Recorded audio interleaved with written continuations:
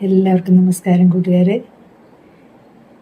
ക്രിസ്തയേശുവിന്റെ നാമത്തിലേവർക്കും സ്നേഹവന്ദനം. ഇന്ന് നാം പഠിക്കാൻ പോകുന്നത് എസെക്കിയേൽ പ്രവാചകന്റെ പുസ്തകം 12-ാം അധ്യായം. എസെക്കിയേൽ പ്രവാചകന്റെ പുസ്തകം 12. പ്രിയമുള്ളവരെ, ഇത് ബൈബിളിൻ്റെ ഹൃദയസ്പർശിയായ ഒരു അധ്യായമാണ്.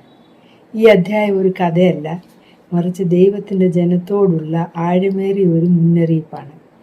എസെക്കിയേൽ പ്രവാചകൻ ബാബിലോണിലെ പ്രവാസത്തിനിടയിൽ ദൈവത്തിൻ്റെ വാക്കുകളെ ജീവനുള്ള ചിത്രങ്ങളാക്കി മാറ്റുന്നു.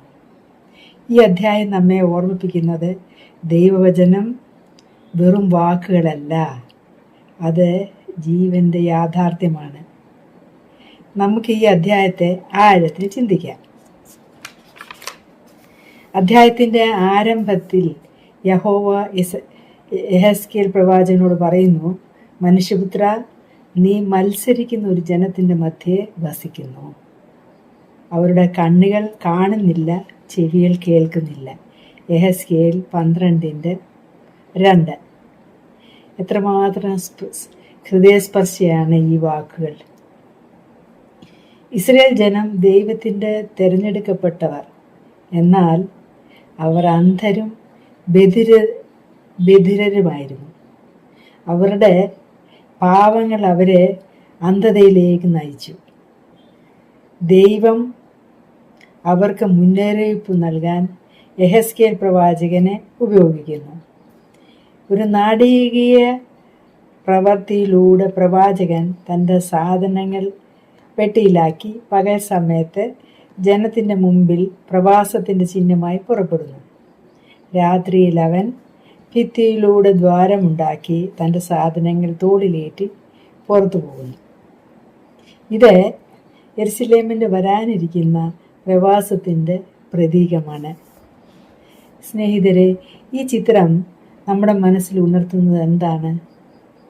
ജീവിതത്തിൽ നാം പലപ്പോഴും ദൈവത്തിൻ്റെ മുന്നറിയിപ്പുകളെ അവഗണിക്കുന്നു. നമ്മുടെ പാവങ്ങൾ, ലൗകിക ആഗ്രഹങ്ങൾ നമ്മെ അന്ധരാക്കുന്നു.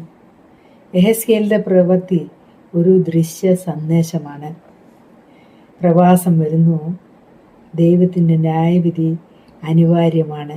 എന്നാൽ ദൈവത്തിൻ്റെ ദയയും ഇതിൽ വെളിപ്പെടുന്നു. അവൻ്റെ മുന്നറിയിപ്പിലൂടെ മാനസാന്തരപ്പെടാനുള്ള അവസരം നൽകുന്നു. നമ്മുടെ ജീവിതത്തിൽ ദൈവം തരുന്ന ചില മുന്നറിയിപ്പുകൾ രോഗം, നഷ്ടം, പ്രയാസങ്ങൾ മുതലായവയായിരിക്കാം. അവയെല്ലാം ദൈവത്തിൻ്റെ വിളിയാകാനാണ് ചാൻസ്.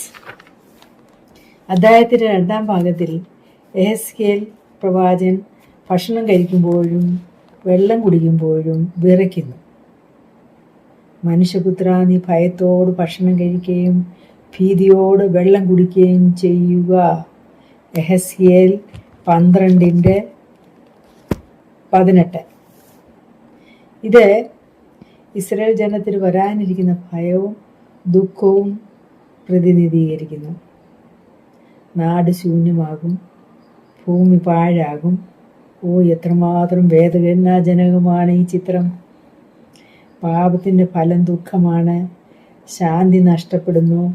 നമ്മുടെ സമൂഹത്തിൽ ഇന്ന് നാം കാണുന്ന അസ്വസ്ഥത, ഭയം, അരക്ഷിതാവസ്ഥ ഇവയെല്ലാം ദൈവത്തിൽ നിന്ന് വ്യതിചലിക്കുന്നതിൻ്റെ ഫലമല്ലേ? എന്നാൽ ദൈവം പറയുന്നു, അവർ അറിയും ഞാൻ യഹോവയാണെന്ന്. യെഹെസ്കേൽ 12:20. ദുഃഖത്തിൻ്റെ നടുവിലും ദൈവത്തിൻ്റെ സാന്നിധ്യം വെളിപ്പെടുന്നു. അധ്യായത്തിൻ്റെ അവസാന ഭാഗം കൂടുതൽ ശക്തമാണ്. ജനം പറയുന്നു, ദർശനങ്ങൾ വരുന്നില്ല, പ്രവചനങ്ങൾ വൈകുന്നു. യെഹെസ്കേൽ 12:22. അവർ ദൈവത്തെ പരിഹസിക്കുന്നു, എന്നാൽ യഹോവ പ്രതികരിക്കുന്നു. ഇനിയും വൈകില്ല, എൻ്റെ വചനം നിറവേറും. യെഹെസ്കേൽ 12:25. ഈ വാക്കുകൾ നമ്മെ ഉണർത്തുന്നു. അവൻ പറയുന്നത് നിറവേറും. ഒരു വാക്കുപോലും വൃഥാവാകില്ല. ഇന്നത്തെ ലോകത്തിൽ പലരും ദൈവവചനത്തെ അവഗണിക്കുന്നു. എന്നാൽ യെഹെസ്കേൽ പ്രവാചകൻ നമ്മെ ഓർമ്മിപ്പിക്കുന്നു, ദൈവത്തിൻ്റെ വചനം ജീവനുള്ളതാണ്, അത് നിറവേറും. പ്രിയമുള്ളവരെ, ഈ അധ്യായം നമ്മെ എന്തു പഠിപ്പിക്കുന്നു? ഒന്നാമതായി, ദൈവത്തിൻ്റെ മുന്നറിയിപ്പുകളെ ഗൗരവമായി എടുക്കുക. നമ്മുടെ ജീവിതത്തിൽ പാപത്തെ വിട്ടകന്ന് മാനസാന്തരപ്പെടുക. രണ്ടാമതായി, ദൈവവചനത്തിൽ വിശ്വസിക്കുക, അത് വൈകില്ല, നിറവേറും. മൂന്നാമതായി, ദൈവത്തിൻ്റെ ദയയിൽ ആശ്രയിക്കുക. പ്രവാസത്തിൻ്റെ നടുവിലും ദൈവം തന്നെ ജനത്തെ മറക്കുന്നില്ല. യെഹെസ്കേൽ പ്രവാചകനെ പോലെ നമുക്കും ദൈവത്തിൻ്റെ സന്ദേശവാഹകരാകാം, നമ്മുടെ പ്രവൃത്തിയിലൂടെ, നമ്മുടെ വാക്കുകളിലൂടെ. ദൈവത്തിൻ്റെ വചനം നമ്മുടെ ജീവിതത്തിൻ്റെ വെളിച്ചമാണ്. അതിനെ അവഗണിക്കാതെ അനുസരിക്കാം.